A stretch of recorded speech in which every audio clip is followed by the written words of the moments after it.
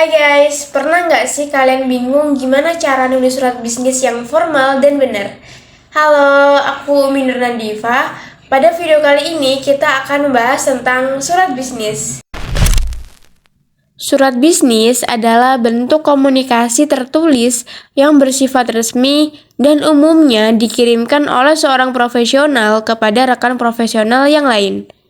Dalam banyak kasus, surat bisnis digunakan untuk membahas berbagai peluang kerjasama antara perusahaan-perusahaan seperti kemitraan strategis, kolaborasi proyek, upaya promosi, ataupun permintaan informasi dan layanan.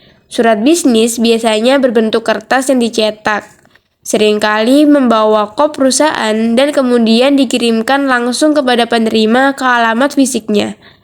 Keberadaan fisik dalam surat bisnis ini menciptakan nuansa eksklusivitas dan formalitas yang tidak dapat dijumpai dalam komunikasi elektronik atau media digital lainnya. Surat fisik, surat bisnis juga memberikan kesan yang kuat, menunjukkan bahwa pesan yang terkandung di dalamnya memiliki tingkat kepentingan yang lebih tinggi dibandingkan dengan bentuk komunikasi lainnya. Surat bisnis digunakan dalam berbagai situasi yang membutuhkan komunikasi resmi dan penting dalam dunia bisnis. Beberapa di antaranya mencakup mengundang ke acara jaringan atau acara eksklusif. Surat bisnis digunakan ketika perusahaan atau individu ingin mengundang mitra bisnis, pelanggan, atau rekan-rekan industri ke acara khusus seperti konferensi, pameran dagang, seminar, atau pesta perusahaan. Surat bisnis ini membantu menciptakan kesan profesional dalam menyampaikan informasi tentang acara tersebut. Yang kedua, menindaklanjuti permintaan bisnis sebelumnya. Ketika ada permintaan bisnis sebelumnya, baik dalam bentuk pertanyaan, penawaran, atau proposal, surat bisnis dapat digunakan untuk memberikan respon yang resmi. Surat bisnis juga dapat membantu memperjelas persyaratan, mengkonfirmasi detail, atau memberi tanggapan terhadap tawaran yang diajukan. Selanjutnya, mari membahas tentang struktur surat bisnis yang baik.